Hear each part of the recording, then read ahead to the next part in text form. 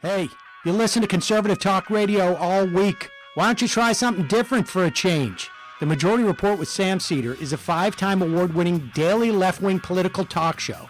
We go live every weekday at 11 a.m. Central Time on our YouTube channel. You can find it by searching for The Majority Report. We talk about the news, we take libertarian callers, we have debates, we interview guests on topics ranging from the post-Civil War Reconstruction era, child poverty, capitalism, the intellectual dark web, and more. And that's all just within the last month. If you want to hear what smart, progressive political talk that is occasionally amusing sounds like, then you need to tune in.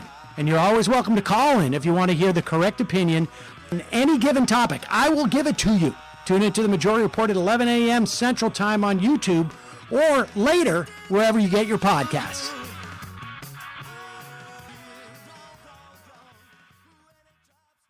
WVNN.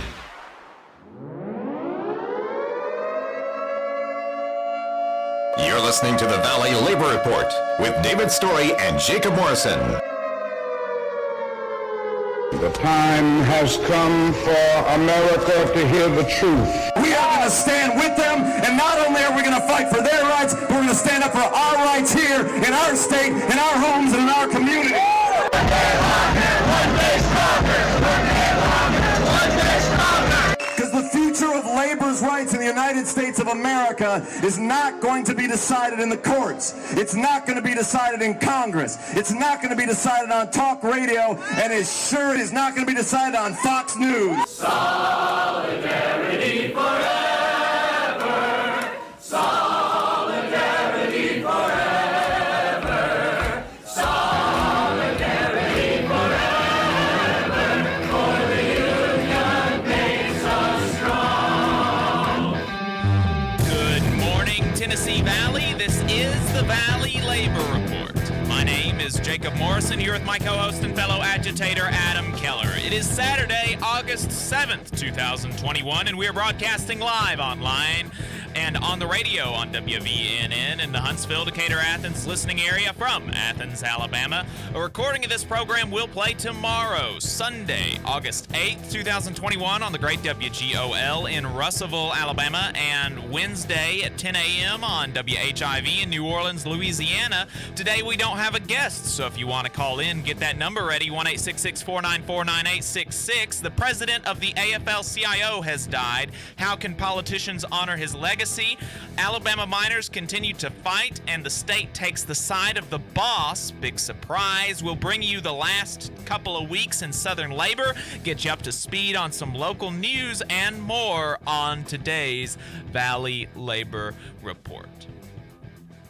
If you want to see what we are up to throughout the week and get our snide quips about the news of the day, then you should follow us on social media. We are on Facebook at facebook.com/The Valley Labor Report. We're on Twitter at Labor Reporters. I'm on Twitter at JacobM_AL.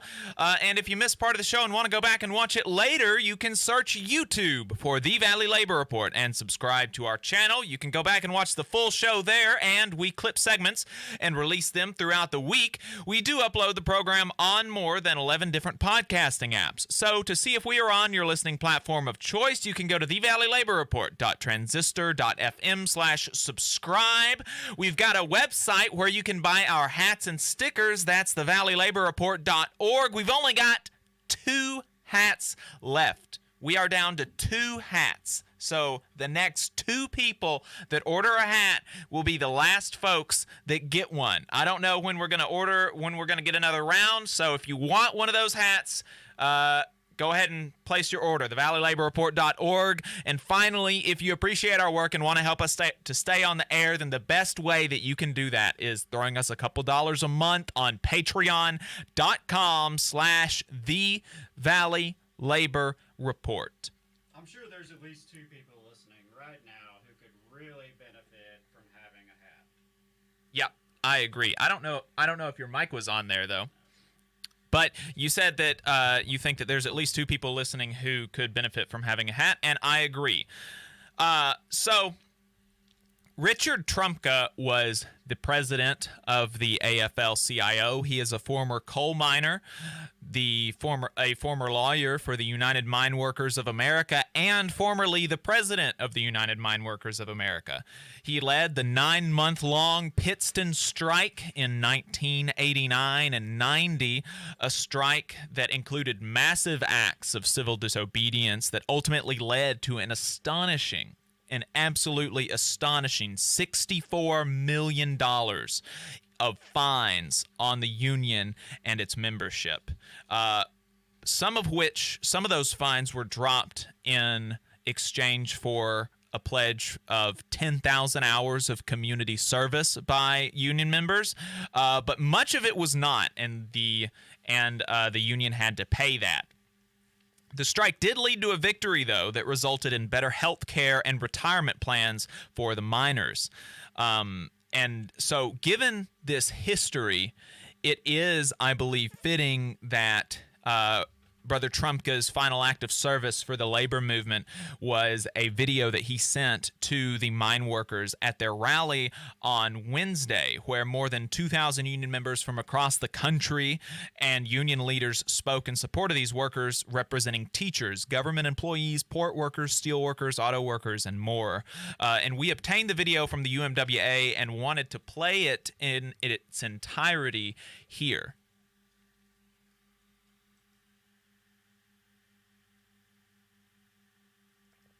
Oh, I think so. Go up to the audio, like where you see the video. Right click on it and make sure the output is USB audio device. No, up on the start bar. Yep, right click on that.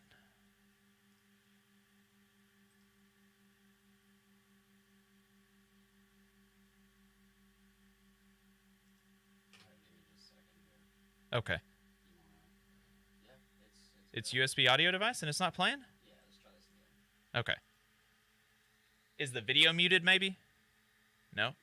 Man, I don't know what happened there. Huh.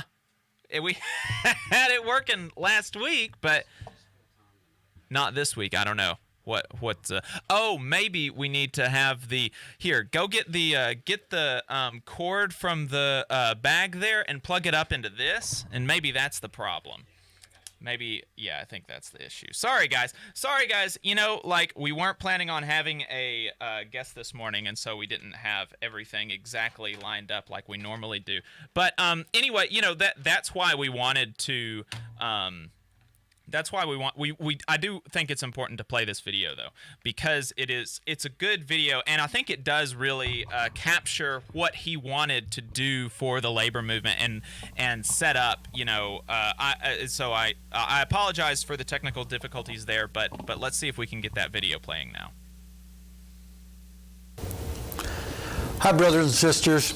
I'm Rich Trumka, president of the AFL-CIO, and I'm also president emeritus of the UMWA, proud third-generation coal miner, and a member of United Mine Workers Local 6290. And I stand with my brothers and sisters at Warrior Met. I stand with you today, I stand with you tomorrow, and I'll stand with you for as long as it takes to win a fair contract. And I want to say that your 12.5 million brothers and sisters of the labor movement will stand with you for as long as it takes for you to win a fair contract. When you've been working alongside your fellow workers 2 miles underground, when you've been watching each other's backs and fighting for your rights on the job, you truly trust and understand each other in a very, very fundamental way. You understand that because you've lived that. That's why you sacrifice so immensely for your communities in Alabama. And that's why you work tirelessly each and every day. And that's why you're on strike today. Warrior Met or BlackRock have never led the lives that we have. But it's time for them to recognize our reality, to pay us a fair wage, to provide us with good benefits, to give us a fair contract now, and nothing, I mean nothing less is acceptable. And don't tell us that it's too much to ask for.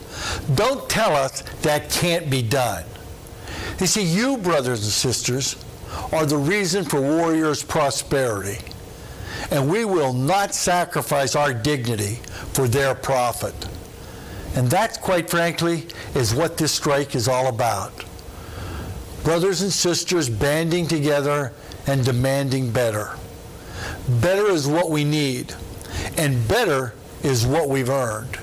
And better is what we will get if we make the PRO Act the law of the land. You see, for decades, big businesses and anti-worker politicians have chipped away at our rights. They've tried to take away our power. Well, I can tell you something. They won't win, and neither will Warrior Met. You see, it's time to regrow America's labor movement, to restore our rights, and to reclaim our power. It's time for a fair contract. To Warrior Met and all the union busters out there, no matter how much you try to intimidate us, no matter how hard you try to break us, working people are not going to give in or cave in or capitulate. We're not going to give in, and we won't give up. We will prevail. One day longer, one day stronger, we're one. God bless you. Take care. Solidarity forever. Yeah, so that was Brother Richard Trumka's speech to the UMWA on Wednesday at what was billed as the largest labor rally in the history of Alabama, and like Hamilton Nolan said, that's a claim that is too good to fact check. And I think that is really indicative of the best of what Brother Trumka's legacy is: fighting for workers that are striking, fighting for workers that are fighting for themselves, and at the same time weaving that into a broader vision for how to make society better and more fair for working people. And so I wanted to spend today, we talked a couple weeks ago about the PRO Act and its potential to pass through reconciliation, and I mentioned that I wished we could go deeper into the PRO Act a couple of weeks ago, and so I wanted to take the time to do that today in honor of Brother Trumka and in honor of the fact that the passage of the PRO Act is really, since 2018, for the past several years, that has been the kind of number one thing. If you had seen Brother Trumka in public speaking about anything, he always weaved the passage of the PRO Act into whatever it was he was talking about, because he believed that it was, and I believe that it is, so important for working people to restructure the balance of power in our society from the owning class to the working class, because a class war has been waged on the part of employers for the past several decades, and they have been winning with the passage of Taft-Hartley, and every other labor law reform has been solely to further entrench the power of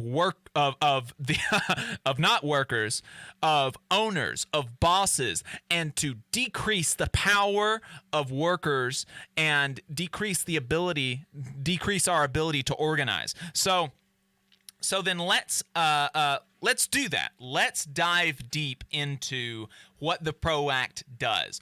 And this is still going to be a pretty high level view, right? We're going to go much deeper than we did a couple of weeks ago, but it's still fairly high level. The best breakdown of the PRO Act that I have seen is on Brandon Magner's Substack. That's actually where I pulled a lot of what I tried to pull some of the things that I thought were most important and maybe most relevant. But if you want to see every single thing that the PRO Act does, the PRO Act is an amendment to the National Labor Relations Act. So what Brandon did on his Substack is he went through and read the PRO Act and he read the National Labor Relations Act, and every single place that there is a difference, every single place that the PRO Act changes the National Labor Relations Act, he notes it, and he gives you a bit of a history there. So it's really good. It is a fantastic breakdown of the PRO Act. So I highly recommend you going to Brandon Magner's Substack to read that full to read that full breakdown. So let's go ahead and start that. We've only got a couple minutes left here in this segment. We'll pick it up on the other side. The first thing to note is that it correctly defines employees and their ability to organize. So what does that mean? One, it attacks fissuring. Fissuring is where a large employer will subcontract out work. So Google, for example, subcontracts out so much of its work. It's janitorial work, it's secretary work, it's transportation work. A lot of it is subcontracted out. Amazon does the same thing. And so that makes it really difficult for workers to organize. Why does it make it difficult to organize under those conditions? And why does attacking, what does it mean that it's going to attack, the PRO Act is going to attack this problem? What is it going to solve? We're going to explain that further on the other side of this break. Stay tuned. You're listening to the Valley Labor Report.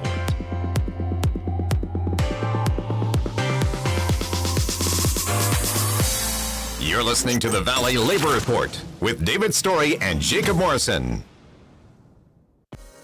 All workers deserve fair wages, affordable health care, and a retirement plan that enables them to retire with dignity. All workers deserve to have a say about the terms and conditions of their employment, not just the bosses. With the machinist unions over 600,000 members having our back, Local Lodge 44 in Decatur, Alabama has been serving workers' interests for over 20 years. Our members have the best health insurance in the area with zero deductible plans.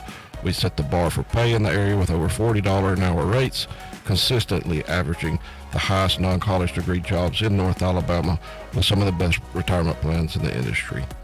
We can do the same for you. Together, we remain united, raising our voices to ensure justice on the job and service in the community. The Machinist Union is a true Southern union founded in Atlanta in 1888. We have been serving members' needs for 132 years. The longevity of our union proves our dedication and loyalty to the working class. The Machinist Union isn't just for machinists. We represent workers in government, healthcare, auto workers, aerospace workers, transportation workers, the defense industry, and woodworking.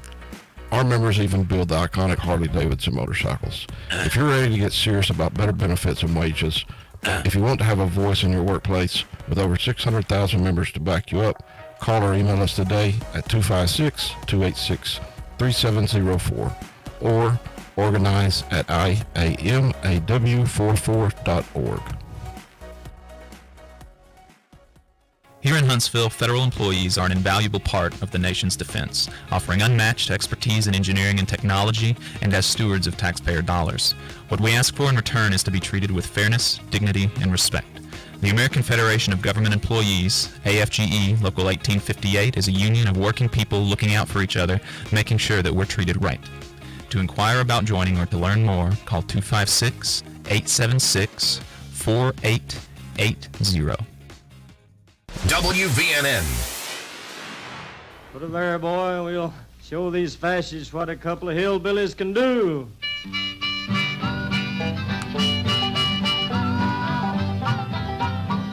All power to the working class. This is the Valley Labor Report. My name is Jacob Morrison, here with my co-host and fellow agitator, Adam Keller. We are talking about the PRO Act, diving deep into it in honor of our brother Richard Trumka, the president of the AFL-CIO, who just passed away last week. It was very sudden.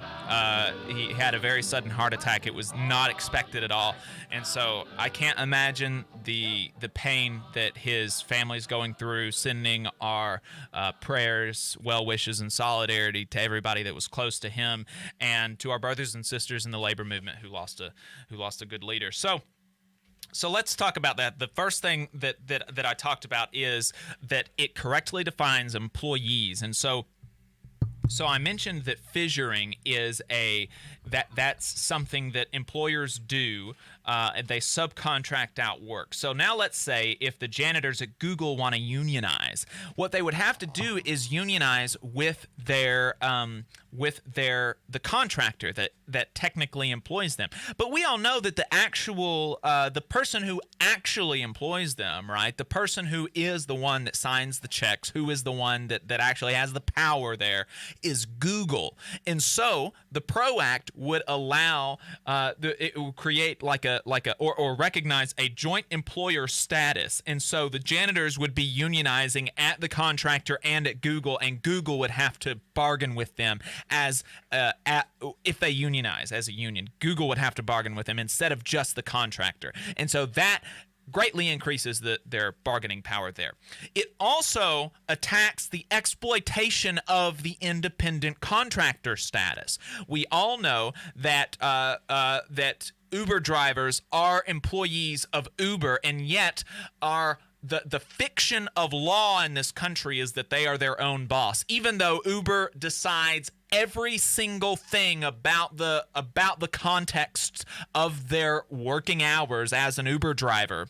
The fiction, it is an absolute fiction. The fiction is that they are a boss. And so the PRO Act, it doesn't go all the way in saying that they are exactly like employees. It doesn't say that employers have to do this or that and treat them like employees. It only says that employers have to treat employees.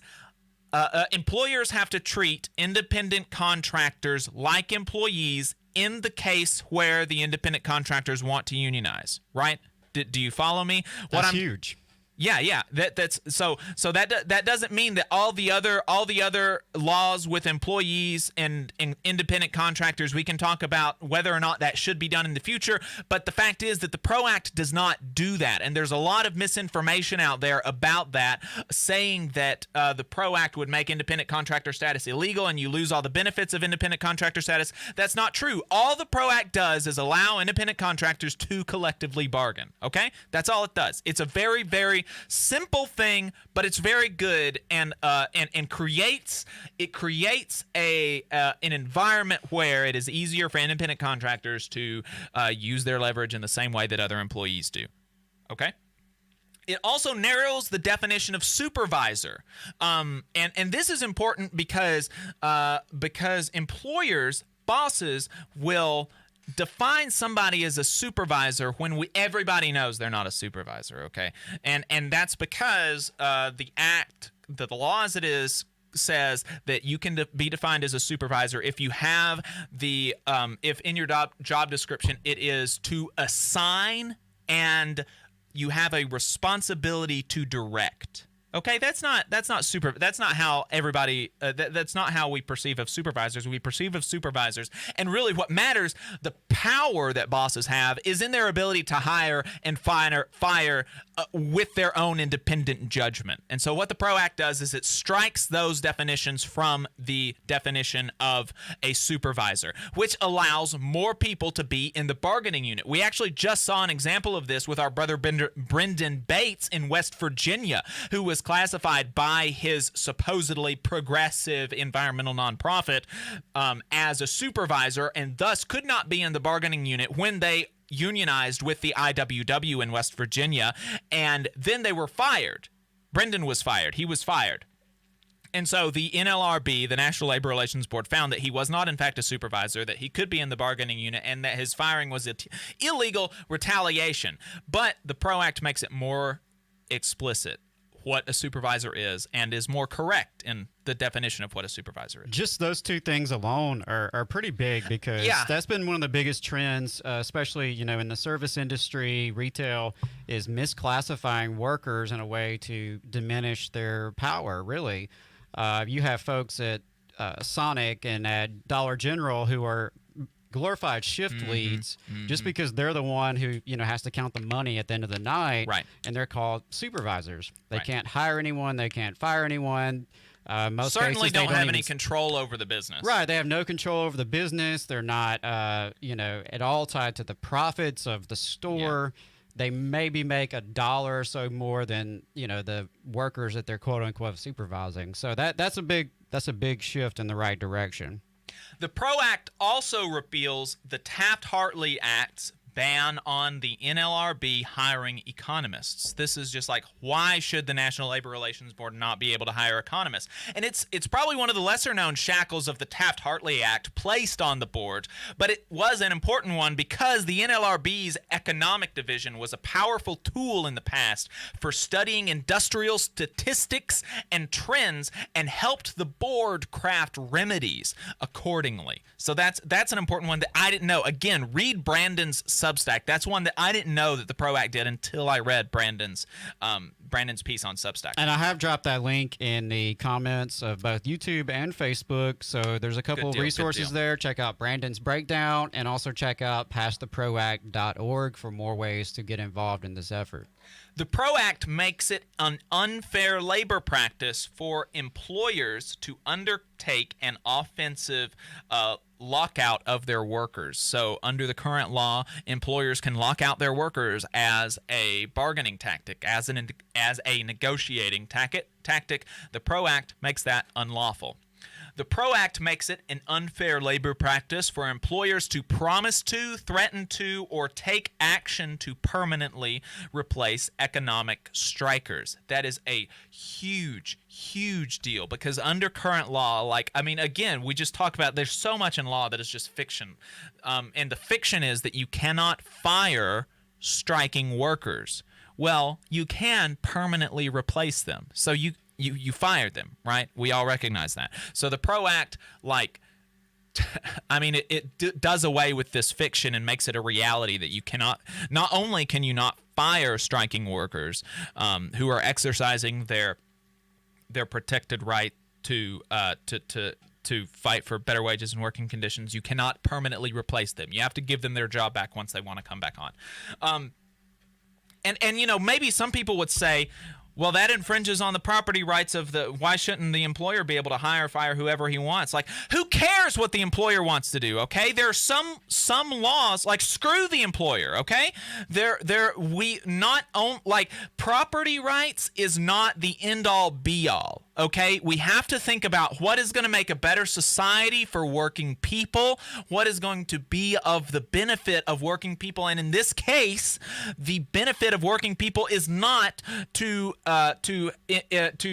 put in our laws property rights uber alles, okay? It just and I think that's a big distinction here.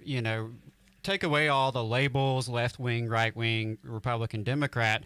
Do you think that human rights are more important than property rights? Which is something that Teddy Roosevelt boils down to. Right, which is something that Teddy Roosevelt, Republican, that everybody loves to talk about. He said that was one of his campaign things, like human rights over property rights. So we're going to be talking some more. I think we're going to be able to wrap up the PRO Act on the next segment. So make sure you stay tuned.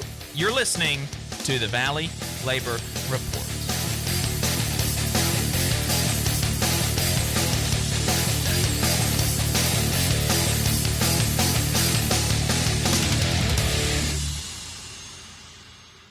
Huntsville's #1 news, talk, and weather station. WVNN Athens. WVNN FM Trinity. A Cumulus station. It's 10 o'clock. From ABC News, I'm Michelle Franzen. As the daily COVID cases top 100,000 again, many businesses are either requiring or encouraging workers to get vaccinated. Kroger announcing a partnership with Lyft this week to provide discounted rides in at least 30 states for customers and employees to and from COVID-19 vaccine appointments. Kroger's Chief Medical Officer, Dr. Mark Watkins, says right now it's not mandatory for employees, but that could change. Right now, if you're unvaccinated and you're an associate at Kroger, the masks are mandatory. We strongly recommend that everyone be in masks in our stores. And at this point, the vaccine is not mandatory, but we're looking at all options. Cruise ship companies also looking at their options, rolling out new rules for passengers. Carnival, Princess, and Holland America all announcing new guidelines. Every passenger required to show a negative COVID test before getting on board, regardless of vaccination status. Travel expert Chris Faust has more information. Everybody now is being asked to wear a mask when they're in crowded conditions. In New New York Albany County Sheriff Craig Apple tweeting today he'll hold a press conference about the complaint filed by one of Governor Andrew Cuomo's accusers. ABC's Phil Lipoff has more on the response by governor's attorneys. Within hours of the AIDS complaint being filed, the governor's legal team held a news conference and took specific aim at the allegation made by Executive Assistant Number 1. His team also attacking the New York Attorney General's damning report about the allegations of sexual harassment by the governor. Letitia James and her team found the 11 women making those allegations credible. In Tokyo, the Summer Olympic Games wrapping up this weekend. Team USA adding more medals, including in wrestling. ABC's Kenneth Moten is there. Wrestler Gable Stevenson finishing his Tokyo Olympics run in style, celebrating his gold medal win with an impressive backflip. Host country Japan winning gold, beating the U.S. in baseball today. You're listening to ABC News. Hey, some big news. Eric Bolling is back on Newsmax every weekday at 4 p.m. Eastern. Watch Eric Bolling on The Balance, fighting against big media, woke politics, and cancel culture. This week, Eric is exposing Joe Biden's inflation and how it can kill your money and retirement. Find Newsmax on all major cable systems, Roku, Xumo, Pluto, Samsung, and more. Or download the free Newsmax app on your phone. Watch Eric Bolling today on Newsmax, because it's real news for real people. On our first date, we had masks on and kept 6 feet apart. Now, we're a lot closer. Just like Cliff and Deb, thousands of singles over 50 found their perfect match on Silver Singles last year. I feel like I'm 20 years old again, and I'm pretty sure she feels the same way. Rediscover the magic of dating with Silver Singles, the exclusive community for singles over 50. Sign up today and receive daily matches you won't want to miss at silversingles.com/radio. silversingles.com/radio. My name is Dr. Zach Hayden, and I am the Executive Director of the Automotive Free Clinic. I hold a PhD from Berkeley and 2 Automotive Service Excellence certifications. The Automotive Free Clinic is a 501c3 nonprofit shop in Prattville, Alabama, and I have 7 years of experience in the automotive field. We began as a pandemic project in March of 2020 with a dream of providing free and low-cost automotive repair to disadvantaged people. Our shop works by providing parts to community members at commercial cost, and labor is on a pay-what-you-can basis. Our shop was a mobile repair shop for approximately 1 year. During that time, we repaired almost 70 vehicles and gave away 2 vehicles to needy community members. We need your help to continue providing this service. Our staff of about 12 are all volunteers, including 2 technicians, but we do have overhead, including shop rent, insurance, service manuals, tools, and utilities. To make a donation, please visit automotivefreeclinic.org. Thank you. 770 AM, 92.5 FM, WVNN. Depend on it.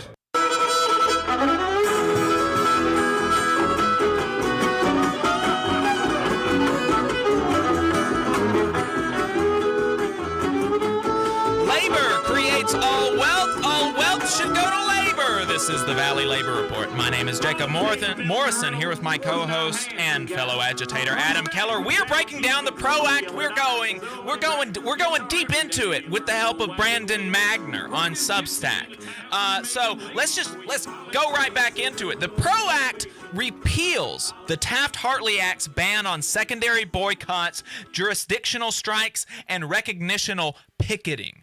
This is huge because secondary strikes, sympathy strikes were a very, very big lever of power that workers had before the passage of Taft-Hartley. And so, what is a secondary strike? Well, let's say that you've got the mine workers in Brookwood. They are on strike right now. Well, they've got scabs going into the mine, traitors to their class, traitors to their brothers and sisters, traitors to their communities, but they're still going into the mines and they're putting coal out. Well, that coal has to be shipped somehow, and unfortunately, that coal is being shipped by union port workers in some case. Well, if the union port workers wanted to go on strike to support their brothers and sisters, current labor law says that's illegal. The current wrap your mind around this for a second. For the people who hold property rights sacrosanct, the law in this country prohibits workers from going on strike for whatever the hell reason they want to. You ought to be able to go on strike for whatever the hell reason you want to. The government shouldn't tell you when you can and can't work, how you should have to work. If you believe in property rights, if you believe in freedom, you should be for this provision of the PRO Act at least, because the banning of secondary and sympathy strikes is not a principled small government stance. It is, in fact, a big government stance prohibiting the freedom of workers for no other reason than to expand the power of the boss. The PRO Act also makes it an unfair labor practice for employers to force employees to attend captive audience meetings. Bosses shouldn't be able to coercively inform their employees of how they feel about unions. Okay, look, if you as a boss want to go find your workers on their own time and they're willing to talk to you on their own time about unions, I don't know why they would be willing to talk to you on their own time. I think, if somebody tried to come and talk to me and fill my head with anti-union nonsense on my own time, I'd tell them to go, get lost. But if you want to do that, that's fine. This is not a First Amendment violation. This is only saying that you cannot make it mandatory that your workers attend these nonsense anti-union meetings. Okay, that's all. And that was a big part of the Amazon campaign in Bessemer, right, which many of you know that the National Labor Relations Board has recommended a do-over in the election. And part of the reason for that, in addition to the sketchy mailbox out front, was just the massive amount of anti-union tactics it deployed. And which are legal. Yeah, unfortunately, some of this is legal, and the captive audience meetings is one of those. And I'm sorry, but if you force people to sit in these meetings week after week after week, and lawyers and bosses threaten you and harass you and propagandize you, that does have an effect on people's votes. And we know that every single conversation with a boss is laced with the implicit coercion, because it's not having a conversation with a boss is never the same as having a conversation with a coworker. Okay, like we're all adults. I think we've all had a job. We've all worked in the real world, right? We understand this. A conversation with your boss is not the same as a conversation with your coworker, and a suggestion from your boss is not the same as a suggestion from your coworker. Okay, we're all adults. Let's be adults. The PRO Act sets up rigorous standards for negotiating an initial contract up to and including interest arbitration. If the employer bargains in bad faith and does not award a first contract after a year, you could be looking at mandatory arbitration to make sure that workers get a first contract. We see this over and over, even where workers win their unions. Bosses will stall for years. I mean, the New Yorker, they won an amazing contract. We had an interview with them a couple of weeks ago, and you should go back and listen to it. They won an amazing contract, but it took them more than 3 years to get it. That's nonsense. The PRO Act would make it better. The PRO Act also repeals the Landrum-Griffin Act's ban on so-called hot cargo agreements. Prior to 1959, it was legal for employers and unions to negotiate provisions in collective bargaining agreements that prohibited the employer from handling or working with any product coming from another company with whom the union has a labor dispute. Okay, so here again, the Landrum-Griffin Act is the big government coming in and telling employers and unions what they can and can't agree to.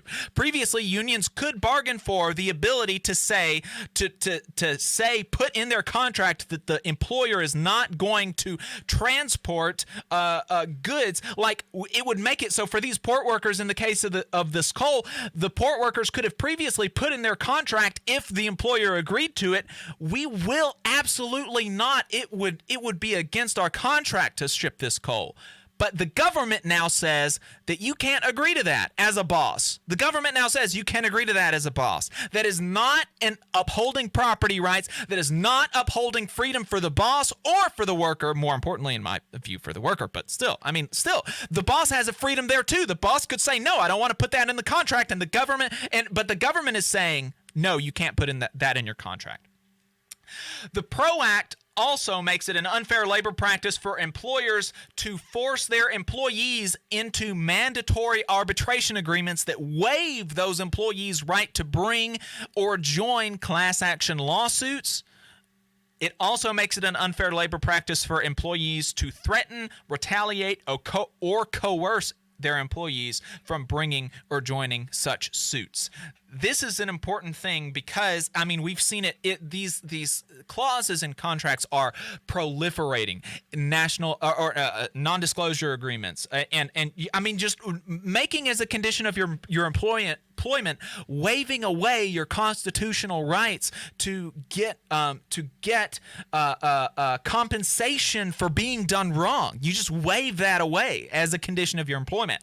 The PRO Act makes that illegal. And that was one of the things that our sister from the New Yorker Union told us they had to fight for. Yep. You know, so if that was something that wasn't even on the table, they could have spent that time and energy, fighting for wages, working conditions, any number of practices. But instead, it's unfortunate. That's something we have to fight for. And that's something, we've even had listeners call in and tell us about looking at prospective jobs and going through interviews and then being presented with these types of mandatory arbitration and non-disclosure type agreements that are just total BS. Yep. The next provision is something that Michael Yaffe, I don't know, I'll give him the benefit of the doubt, right? He probably just doesn't understand. He's not a union guy. He's not a labor guy. This isn't the thing that he does. This is not the thing that he digs into. But I corrected him, and he doubled down, okay? So he obviously didn't do the reading on that afterwards. The PRO Act would certify a union through card check in elections. Here's the catch. All he heard, and all a lot of conservative talk radio fearmongers hear, is the PRO Act would certify a union through card check in elections, okay? Well, but there are stipulations there. When does that happen? That happens when the employer committed an unfair labor practice, broke the law, or otherwise interfered with a fair election, and the employer did not demonstrate that the violation or other form of interference was unlikely to have affected the outcome of the election. So two conditions have to be met right here, right? The workers have to have said before the election by more than a 50% majority that they want a union. They signed the authorization card saying we want union representation. That's the first one. That's the first condition. And the second condition is that the employer over the course of the union election breaks the law. And not only do they have to break a law, they have to break the law in such a way that it materially affects the outcome of the election. Like, they have to prove that, okay, yeah, sure, we broke the law, but it didn't affect the outcome of the election ultimately. They can even still break the law and this doesn't happen. They can even still break the law and it doesn't happen. But if they break the law and they cannot prove that their breaking of the law was immaterial to the outcome of the election, then the union is certified through card check. Okay? If you're for law and order, this is a good provision for you. The PRO Act removes the offset rule for back pay awards. It is illegal to fire a worker for union for being pro or anti-union. You can't do that. If you fire them, you have to hire them on with back pay. Okay, that sounds pretty good. But here's the catch. If the worker, over the course of the years that it can take to arbitrate this, for this to work its way through the courts, if the worker has taken a job, then the money that they earn through their new job is offset. Okay, so if you work at Walmart fires you for being pro-union, and I get a job somewhere else, the income that I get at the other job is deducted from the back pay that Walmart owes me. That's nonsense. That means most of the time they don't actually have to pay out back pay. It's insane. It's a terrible rule. The PRO Act removes it. The PRO Act also removes the NLRB's inability to order non-remedial damages for unfair labor practices, and it removes the NLRB's inability to order relief for undocumented workers. The NLRB does not have the ability to issue fines and things like that, and it doesn't have the ability to issue any kind of relief for undocumented workers. Okay, the PRO Act changes that. It gives them an ability to issue fines and things like that, and it expands the enforcement mechanisms of the National Labor Relations Board to undocumented workers. The PRO Act would also make ignoring NLRB orders punishable by $10,000 per day for each separate unfair labor practice.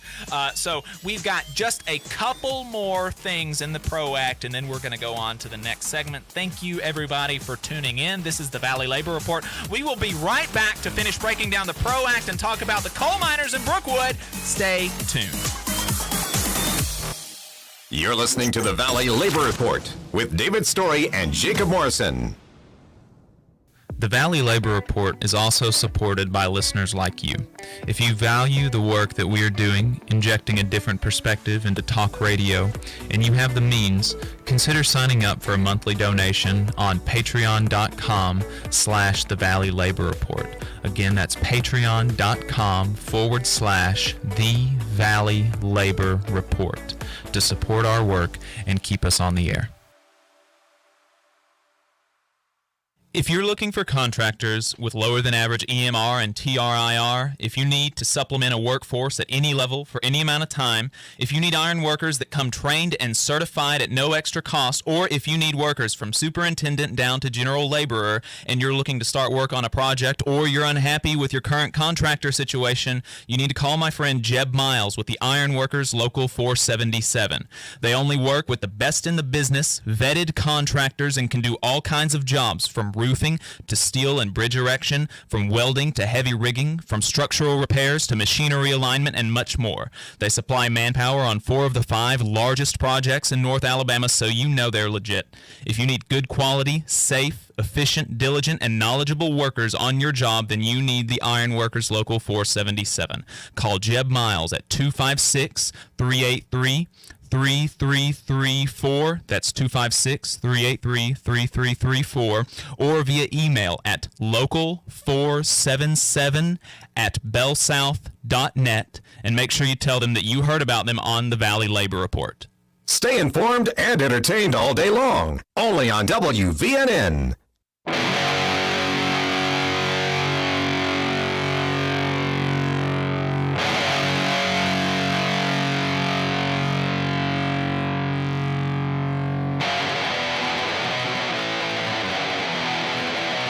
Let's go! Solidarity forever. This is the Valley Labor Report. My name is Jacob Morrison, here with my co-host and fellow agitator, Adam Keller. We are breaking down the PRO Act today on the show. Yeah, so something that really stands out to me that I feel compelled to say is that this legislation, if you've been listening, hopefully you've picked up that this legislation is not radical. This is not, the workers seizing the means of production here. Right. It's a pretty, a pretty compromise type of piece of legislation. And the fact that so many would even see it as a radical change is really just indicative of how far the tables have turned over the past, 70, 80 years, really, when it comes to labor law.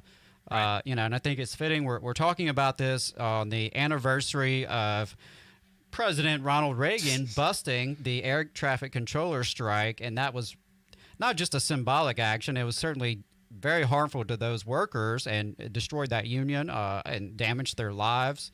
But it was a symbolic victory for the bosses against the working class, and we've seen unionization decline ever since then.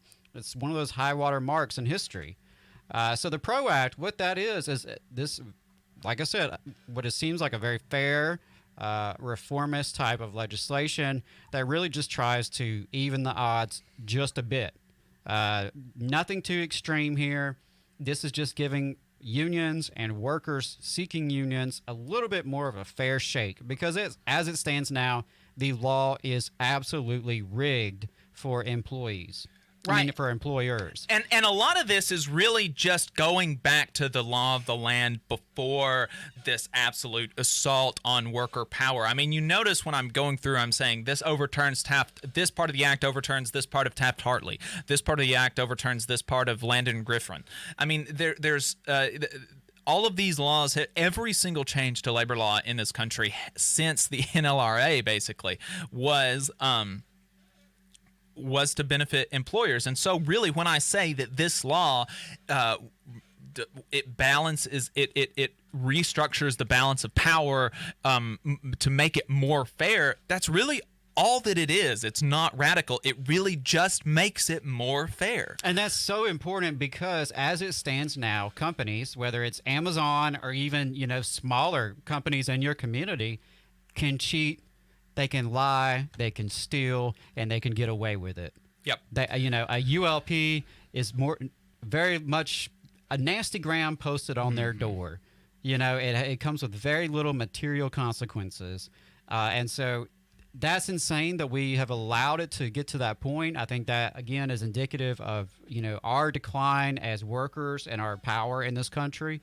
So the PRO Act is just, you know, one step. It's certainly not a silver bullet to solve all of our problems, but it would be a nice way to have a more of a fair shake in terms of the law in this country.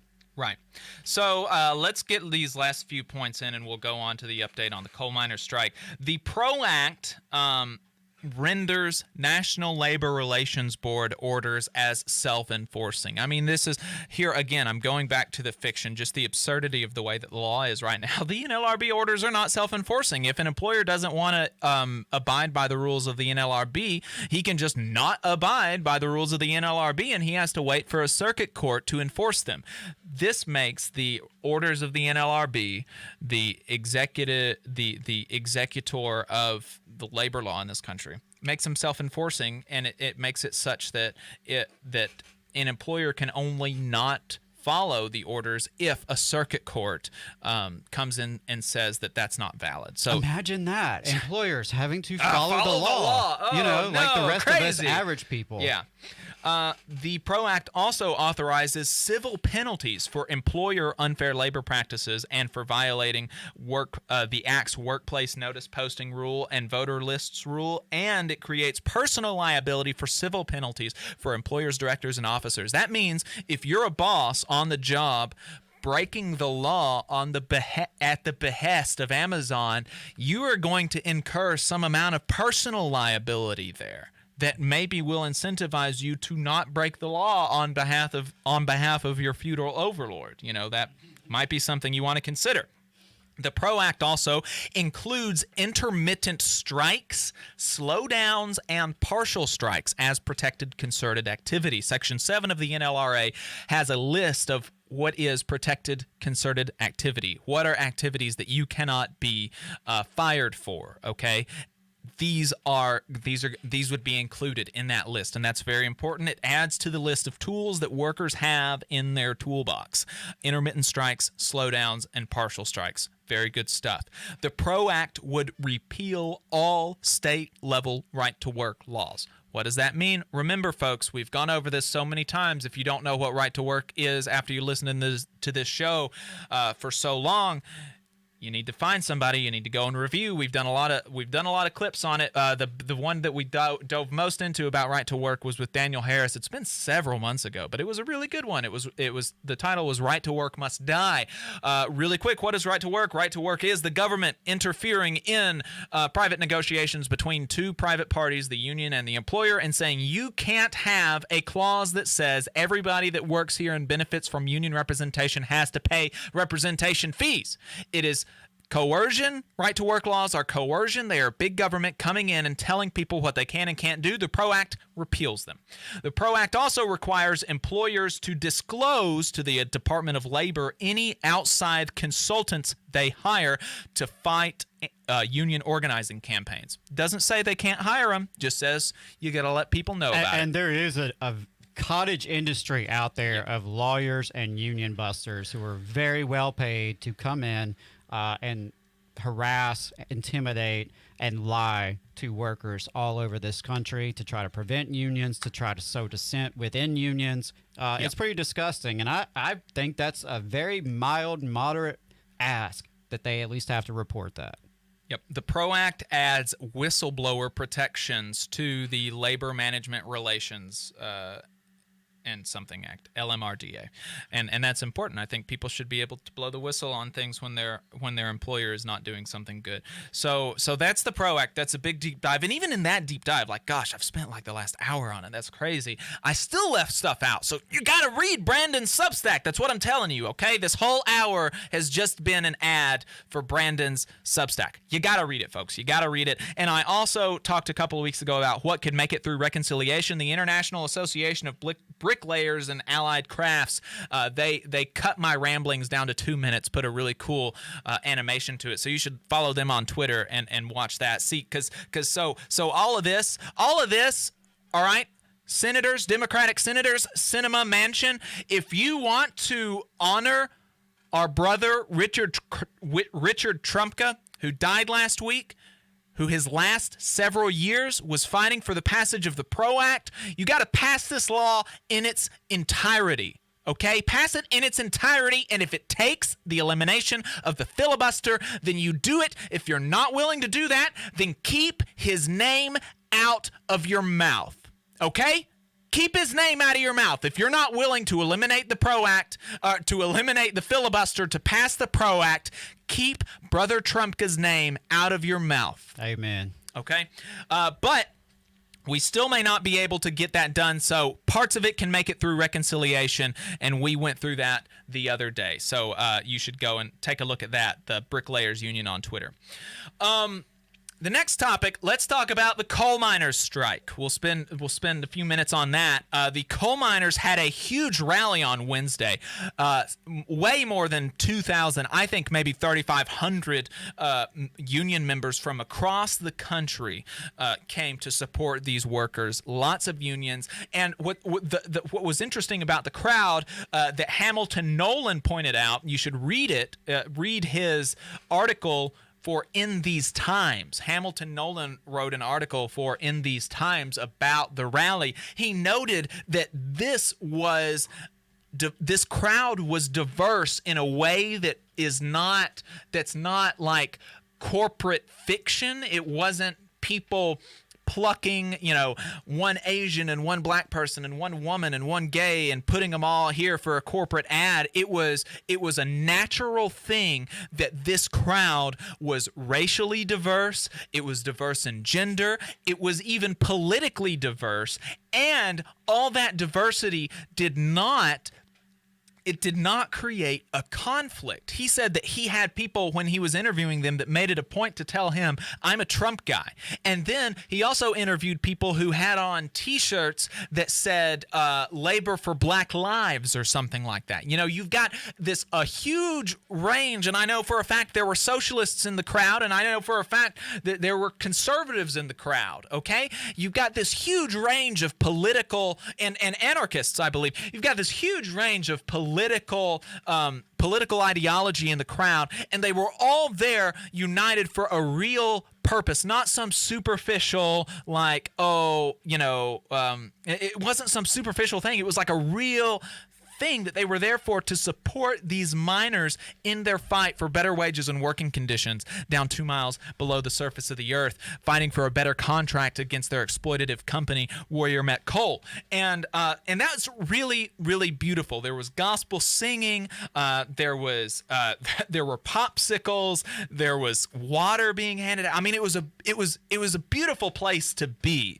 It was, and I want to just point out that everyone there was standing in the Alabama heat. It was very hot. I'm still sunburned from other day going down there. But like you said, Jacob, this was really an inspiring event to see so many people. And the South was very well represented. We had sisters and brothers from Tennessee, from Georgia, South Carolina, all over. We had some of our Yankee brothers and sisters made the long trip down to Brookwood. You name the union, you can just about find them there. And it really was a great event. So all credit to UMWA for helping to put that together. Absolutely. And, it's just an inspirational thing. And that is the promise of the labor movement, being able to transcend some of those divisions to unite around our common interest. Right. And so we've got a couple more updates for you. We've got some bad news for the miners, and we've got some good news for the miners, and then we're going to talk about how you can help. So make sure you stay tuned to the Valley Labor Report. We're going to be giving you the rest of the update on the coal miners down in Brookwood. Stay tuned. You're listening to the Valley Labor Report with David Story and Jacob Morrison. This is News Talk 770 AM, 92.5 FM, WVNN. News starts now. The Dixie Fire in Northern California transformed into one of the biggest threats in that state. In a matter of weeks, it scorched nearly 450,000 acres, destroying over 184 structures, including in the gold rush era town of Greenville. ABC's Joreen Shaw is on the ground there. Every single home in this neighborhood brought to the ground, and overnight this fire continued to grow. We're looking at the Dixie Fire. It is California's third largest fire in the state's history, greater than the size of Houston, destroying over 100 homes, eviscerating the gold rush town of Greenville. It looks like a bomb went off in this area. The U.S. once again trying to get control over COVID cases, now topping 100,000 each day. This time fueled by the Delta variant, just 50% of all Americans are currently fully vaccinated. The Senate back in session on this Saturday, trying to iron out sticking points of that massive infrastructure package. Timing on an expected vote now up in the air. Michelle Franzen, ABC News. The Valley Labor Report is also supported by listeners like you. If you value the work that we are doing, injecting a different perspective into talk radio, and you have the means, consider signing up for a monthly donation on patreon.com/The Valley Labor Report. Again, that's patreon.com/The Valley Labor Report to support our work and keep us on the air. You can depend on Yaffe for the latest news in Alabama. Listen to the Yaffe program 9 to 11 a.m. on WVNN. Depend on it. WVNN. Depend on it. Charge for the land. A population burned up, bled dry. The marginalized multiply. And unite to fight. You make the will. All power to the working class. This is the Valley Labor Report. My name is Jacob Morrison, here with my co-host and fellow agitator Adam Keller. We are giving you an update on the coal miners' strike. I talked about the rally that took place on Wednesday. You should read Hamilton Nolan's dispatch in these times about that. Now let's talk about the good news, the bad news, and how you can help. We'll start with the bad news. The bad news is that there was a new modified injunction placed on the union and their allies, and increased penalties placed on the union and their allies. What is the modified order? The modified order states that there can be no more than 10 people on a picket line. This is something, the number has kind of fluctuated, but it's absolute nonsense. There has only been 2 times over the course of this strike that the striking miners have prohibited scabs from coming in and out of the mines. In my opinion, they could do that more for all I care, and this would still not be warranted. But only 2 times absolutely does not warrant this kind of order being put out there. Okay? It simply doesn't.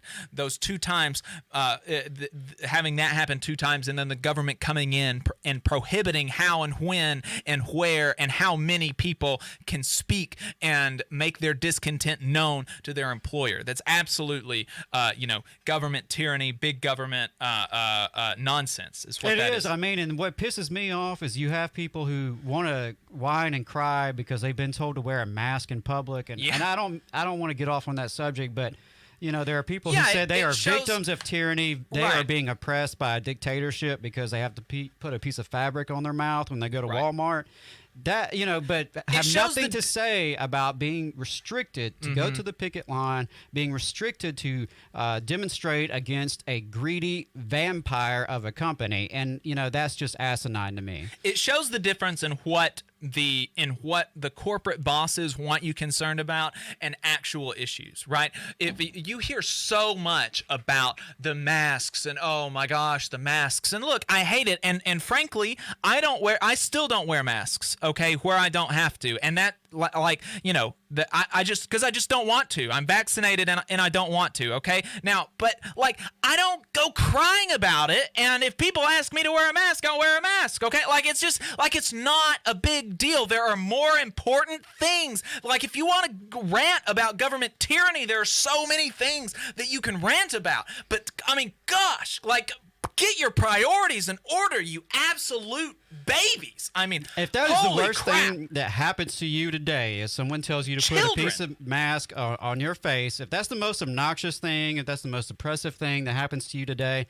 well, then you've had a pretty damn good day, because most of the rest of us are dealing with debt, we're dealing with bills, we're dealing with police harassment, we're dealing with problems that real people have. Yeah. it's childish. Sorry It's to childish. get No, off on it's our a good tangent point. It's a here, good but point. it does tie into the broader theme here of what you just said, of what the bosses and the media want us to be concerned about versus what's actually real and happening to real people. The injunction also prohibits people from, quote, being under the influence of alcohol on the picket line. And, like, that's dumb. I think you ought to be able to drink a beer on the picket line. I like beer. I thought that was a big conservative thing like a couple years ago when Kavanaugh was being... I thought everybody said I liked beer. Well, I like beer. People should be able to drink beer on the picket line, okay? It also prohibits people from shining flashlights on the picket line. And it, let's see, what else? It also, so the injunction doesn't do this, but some of the sheriff's offices have taken it on themselves. It's either Tuscaloosa or Jefferson County. I can't recall which one it is.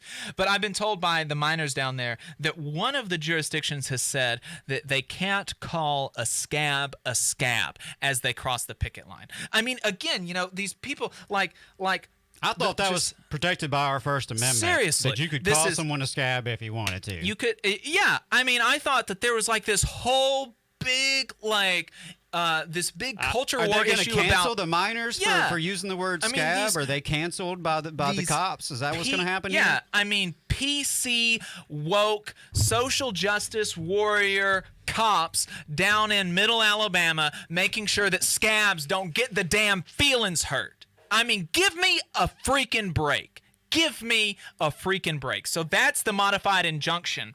And we've also got increased penalties for the and increased penalties for violations of the injunction or violations of the law. I talked about this with somebody the other day, and they were like, well, look, they should, if they're going to do civil disobedience knowing that they're breaking the law, they should go to jail and they should get the news coverage for that, and that's what Martin Luther King did. And like, yes, of course, that's what Martin Luther King did, and that's what they're going to do, but that doesn't mean that that the state should come down even harder on them when they're fighting for a just cause.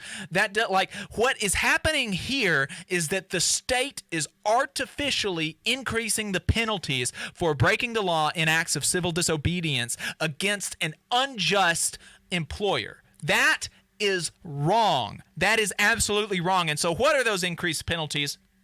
For any future conduct in violation of the court's modified injunction, the court will issue the following sanctions: 1, $50,000 for the first, a $50,000 fine for the first violation.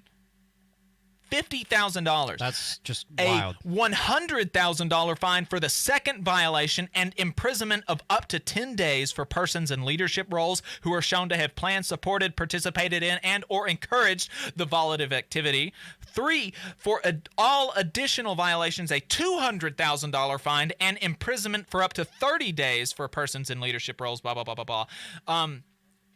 Also, for any future conduct in violation of the court's modified injunction by an individual, so not by the, it lists the defendants there, but if somebody else goes down there and violates the thing, like so if Adam or I did, then we would be subjected to a $50 fine for the first violation, $100 and 5 days in prison for the second, and $200 and 15 days on the third. That's fine to me, okay? That's like I can pay a $50 fine and I can go to jail for a night, but that's my issue. headphones weren't working just now. I didn't really hear what you said. So, right, I know that you didn't hear. I haven't looked at it, so if I were to accidentally end up down there, I can just plead ignorance. That's right. Yeah, he didn't actually hear that. Not at that all. part.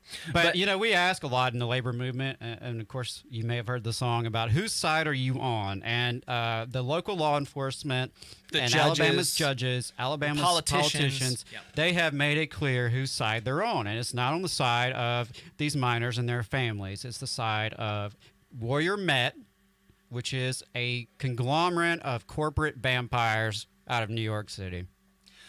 That was the bad news. What is the good news? There is some really good news. Like I said, that rally on Wednesday was good news. Also good news is Warrior Met's financial report. Why am I smiling about Warrior Met's financial report? That financial report showed that Warrior Met has had less than half of the productions year over year So that means that they have produced less than half of what they did at the peak of the pandemic this time last year. The second quarter of 2020, we were in the peak of the pandemic, the peak of the shutdowns, the peak of people being scared and things like that.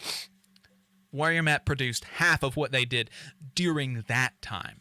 Okay, that means huge profit losses. That means they're really going to be feeling the hurt. That means the strike is doing its job. And so the question then is, who is going to be able to hold out longer? And the miners, I believe, have the determination, the will, and the community support. The support from the people in Brookwood, from the local grocery stores that are giving them discounted groceries, the local restaurants that are discounting their foods, the local thrift stores that are helping them out, the labor movement in their community in Alabama and in the nation writ large, who are donating hundreds of thousands, millions of dollars to their strike funds. I believe the miners are going to be able to make it one day longer than Warrior Met is willing to go, and that is the goal, and that is what this financial report from Warrior Met for the second quarter of fiscal year 2021 makes that belief more likely to become a reality, and it made me happy to see it. And it dispels some of the myths that are being pushed by the company, because the company line was that they really weren't worried about this strike. We've got scabs, they can do the same work for the and. Some of their management have even implied, we could run these same mines with a fraction of the workforce. And, clearly that's not true. And I think it was great that this came out the same week as this rally, and just seeing that the strike is working. And I think that's why it's so important. That's why we keep talking about this issue, and it's why we keep encouraging any of you who can to donate to the strike fund. So we raise money for the strike fund because they do need help. This is not cheap to stay out on strike this long and to support these families. The union is paying $1 million a week.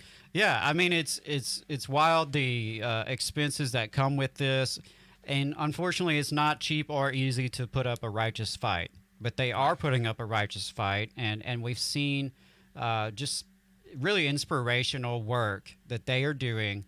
And I want to credit, Hayden and Braxton.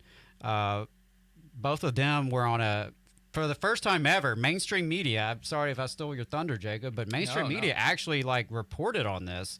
ABC News did a great segment Thursday evening in their primetime news. They interviewed Hayden Wright. They interviewed Braxton Wright. They interviewed the vice president, Larry Spencer. They did a great job advocating for their cause, and I appreciated ABC News for finally putting something out there and kind of breaking the silence in mainstream media. And I don't think that would have happened without people like Kim Kelly. Yeah, people like Kim Kelly, like Max Alvarez, Real News Network, Means TV, More Perfect Union. In these times. Yeah. These sort of independent news outlets who are independent journalists who are really trying to keep these stories alive because they don't want to talk about it on CNN or MSNBC or NBC News. These are not the stories they want to talk about because their sponsors aren't pleased by it. Doesn't necessarily attract some of the same culture war clicks online. So really credit to all the hardworking journalists who've kept this story out there, and of course all credit to the miners and their families for holding the line, and we are with you. We will remain with you. How can you help? You can donate to the Strike Fund, and you can donate to the Strike Pantry Fund. You should follow Hayden Wright on Twitter, HaedenWright on Twitter. Her pinned tweet has the link to the Strike Fund that is administered by the union and the Strike Pantry Fund that is administered by the auxiliary. The Strike Pantry Fund, its name is self-explanatory. It pays for food and clothing and essentials and stuff like that for the children and the families of the striking miners. And the Strike Fund is a fund that is divvied out in addition to the $350 a week that they get in their strike checks. They also add the supplement, whatever they can from the Strike Fund, to those weekly payments. And so you can donate there. You can send a letter or call or email your representatives. Those are in the state Senate, the state House, or the U.S. House of Representatives, or the U.S. Senate, because there has been a complete and almost, and I'll get to that here, almost a complete silence from the political class about this strike. So you should send a letter, tell them to support these miners, put pressure on the company, but especially the Republican ones, because lately we have been seeing some Democratic support. In fact, the chair of the Alabama Democratic Party spoke at the rally. He said, when he introduced himself, "I'm the chair of the Alabama Democratic Party. Don't hold that against me." I thought that was funny, but he spoke in support of them, and he said that he was willing to do what it took to help them, what he could to get them a fair contract. And the Republicans, who always talk about how they care about coal and coal miners, they had better be willing to do the same thing. The Republican, even if they don't represent Brookwood, they ought to, because I guarantee you that your state representative or your congressperson, they do not limit their subjects of comment to things that directly affect the district. I would be willing to bet that they talk about critical race theory. I would be willing to bet that they talk about China. I would be willing to bet that they talk about this or that or whatever the culture war issue of the day is. So you should tell them to make this their culture war issue of the day, okay? And also ask your media to talk about it. If you live down in Birmingham and you listen to Matt Murphy on 99.5, you should tell him to talk about it. If you live down in Mobile and you listen to Jeff Poor on 106.5, you should tell him to talk about it, and talk about it in a positive way. Support the coal miners. You should tell your media. And those are just the conservative talk radio hosts that I know. You should tell your liberal talk. You should be writing to AL.com. You should be writing to the Alabama Political Reporter, Decatur Daily, Tuscaloosa News. All these places, you should be telling them to write these workers' stories and make sure that people know what is happening and how they can support them, and to put real public pressure on this company, because they are not treating their workers right, and their workers deserve to be treated right. That is it for our update on the coal miners. We're going to be right back to wrap it up with what happened a couple weeks ago in Southern labor, and maybe if we've got time, give you some updates on Huntsville. Stay tuned. You're listening to the Valley Labor Report with David Story and Jacob Morrison. The Valley Labor Report is also supported by listeners like you. If you value the work that we are doing, injecting a different perspective into talk radio, and you have the means, consider signing up for a monthly donation on patreon.com/The Valley Labor Report. Again, that's patreon.com/The Valley Labor Report to support our work and keep us on the air. The American Federation of Government Employees, AFGE Local 1858, believes all workers are entitled to fairness, dignity, and respect. AFGE also knows that the best way to guarantee proper treatment is for workers to stand together, united, looking out for each other. In AFGE, we fight for workers every day to ensure a workplace that is safe and free from harassment. If you're a federal employee and want to be a part of this union, to protect yourself and your fellow workers, call 256-876-4880. WVNN.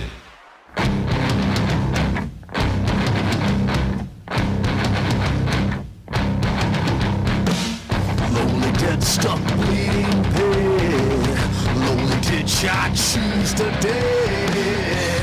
Labor is entitled to all it creates. This is the Valley Labor Report. My name is Jacob Morrison, here with my co-host and fellow agitator Adam Keller. That's just an important reminder, folks. You don't need your boss needs you. So I have some really cool sound for last week in Southern Labor, but we're running so short on time that we're not going to play it. We're not going to play it this week, but I really do like it, and it pains me because I spent a very long time making that sound, but it's good, and you should hear it on some of our other stuff. But let's go ahead and get right into it. That's why you stay tuned for That's next why you week. stay tuned for next week. Maybe we'll have time to play it then. Last week in Southern Labor, this time it's actually what happened 2 weeks ago in Southern Labor because we're a week behind, and so is Jonah Furman. He hasn't released his newsletter this week, so that gives us time to catch up as well. Jonah Furman does a weekly newsletter on what happens in U.S. labor. You can subscribe to get what happens in the rest of U.S. labor on whogetsthebird.substack.com. Yeah, that's it. Jonah Furman on Substack.com. So let's jump right into it was a pretty slow week for the Southern organizing, but there was actually a lot in the rest of U.S. labor. So this would be a really good time to jump on while he's a week behind. You can jump on, catch up, and find what happened in the rest of U.S. labor because there wasn't a whole lot that happened down in the South a couple of weeks ago. So for new organizing, there was only one thing happening there, and that was 14 electricians for Brent Electric in Tulsa, Oklahoma, are voting on whether to join IBEW Local 584. There was one loss, 10 workers at Industrial Gas Supply. There was one loss, 10 workers at the industrial gas supplier Praxair in Austin, Texas, deadlocked 5-5, which means they did not join the Teamsters Local 657. There are a couple updates on strikes and bargaining. Of course, we just gave you a big update on the coal miners' strike down in Brookwood. They're still on strike, could still use your support. And Local 1199 in Florida is pushing for a hazard pay provision because of the coronavirus. There is a big update. The biggest update on politics and legislation is that Politico took a look at how labor is responding to the idea of a vaccine mandate, and the answer is unevenly. The AFL-CIO's Richard Trumka, may he rest in peace, came out in favor of a mandate, while the AFL's largest affiliate, AFT, the American Federation of Teachers, came out vocally against one. The issue is not quite whether members should get vaccinated, but whether that should be mandated, with the implication of punitive measures for those who do not get the shot. And it's not falling along the same culture war lines as the general public's vaccine conversations seem to be, with usually liberal unions like 1199 SEIU being some of the most vocal opponents, and actually existing mandates have popped up unevenly as well, with the largest one set to be announced or that has been announced as Joe Biden mandates but refuses to say mandate the 2 million federal employees to get a shot or submit to weekly testing. And the main thing here, the union position, and not to overgeneralize too much, but basically unions are taking the position of any kind of vaccine mandate, we should be at the table to discuss that, what that looks like, the implementation, what are the penalties. And I think that is a very reasonable response, and that's the union's job, is to advocate for the workers and to make sure they're at the table with any decisions that impact workers. So it's not the same as to say that they're anti-vaccine by any stretch of the imagination. So I think it's important to have that distinction, especially as mainstream media often loses that distinction. And it's interesting, It really is just over the ability to bargain for your working conditions, which is a fundamental cause of labor. And Leo Gertner on Twitter is a labor lawyer, and he had an interesting idea that unions should come to the table with the willingness to accept a vaccine mandate, but only in exchange for a minimum of 15 days of paid sick leave per year, like having that put into law if a vaccine mandate is going to be issued out by the government. And I think that would be a really good good compromise position, because obviously vaccines are good, vaccines are effective, everybody needs to get vaccinated, and you should do your research about them, because if you do your research properly, you will find that what I am saying is the case. But also, unions should fight for other things. And the fact is that there are side effects to the vaccine. It wasn't terrible for me. It felt like I had a little bit of a cold, but fortunately enough for me, I do have paid sick leave, and so I took the day off because I wanted to. I had a headache. I didn't feel great. I could have gone into work, didn't want to, so I took sick leave. Everybody should be able to do that, especially if vaccination is going to be mandatory. Right, and I also think it's kind of funny that we mentioned Politico, because I don't know if you guys saw this, but just this week, Politico's owner wrote a very nice long letter to all of his employees describing on why they should not join a union. Yeah. We've seen a wave of media and newsroom media union drives. It's just catching on like wildfire. Apparently, some of the workers at Politico would like to unionize, and fingers crossed that will improve their content. But their boss just doesn't really think that's the right fit for their culture. And it was kind of a laundry list of all the anti-union talking points you can imagine, but dressed up in much more flowery liberal language. Yep. All right. So let's get to the last 4 or 5 minutes that we have here. Adam, what happened in Huntsville over the last couple weeks? Well, I just, in the time remaining, I want to plug a few events that we have happening locally, and also just remind you that Labor Notes is doing really incredible training on secrets of a successful organizer, and that will start this Tuesday on the 10th. So throughout the month of August, from 6 to 8 p.m. Central, on Tuesdays, starting this next Tuesday on the 10th, throughout the end of the month, Labor Notes is holding this training online. Please sign up if you're interested, regardless of where you're at, but especially those of you who are local and you're, maybe trying to learn how to get started with this. Great way to get plugged in. North Alabama School for Organizers here in the area is holding an automotive free clinic at the Futures Homeless Shelter in Huntsville on Saturday, August 21st from 9 to 12. They are looking for volunteers and for donations. And what they're going to do is offer oil changes, light repairs, teach people how to change a tire. And they are offering these repairs and oil changes to the poor or homeless at no cost.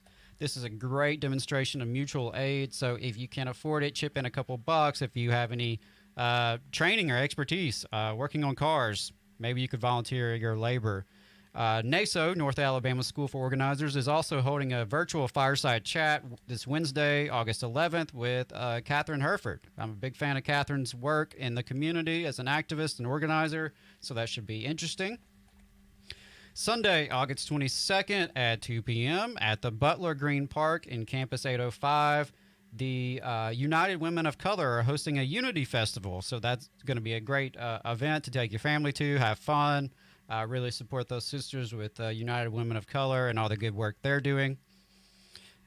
In terms of news here in the Huntsville area, I'm going to start in Guntersville, a little bit south of us in Marshall County.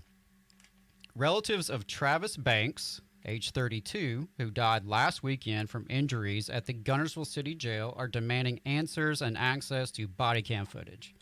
And they are alleging that department officials have withheld critical information. That comes from an August 6th article on AO.com by Amy Yerkanen. Sorry if I mispronounced that, Amy.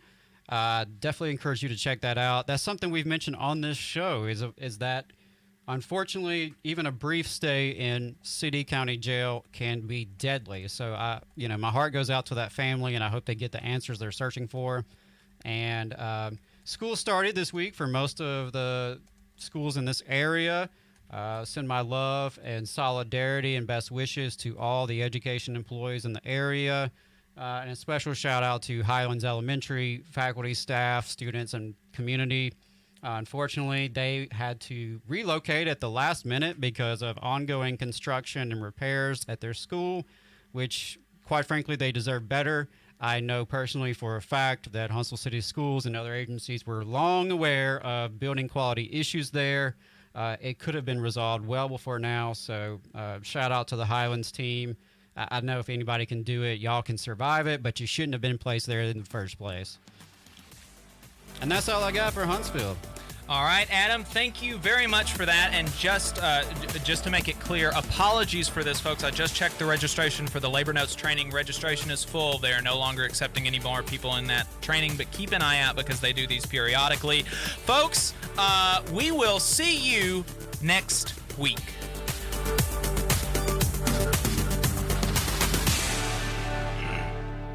WVNN Athens, WVNN FM Trinity, a Cumulus station. It's 11 o'clock. News starts now. From ABC News. I'm Michelle Franzen. Infrastructure Week spilling over into the weekend. The Senate is back in session instead of starting its summer recess. Majority Leader Chuck Schumer says a vote will happen. We can get this done the easy way or the hard way. It's in either case, the Senate will stay in session until we finish our work. It's up to my Republican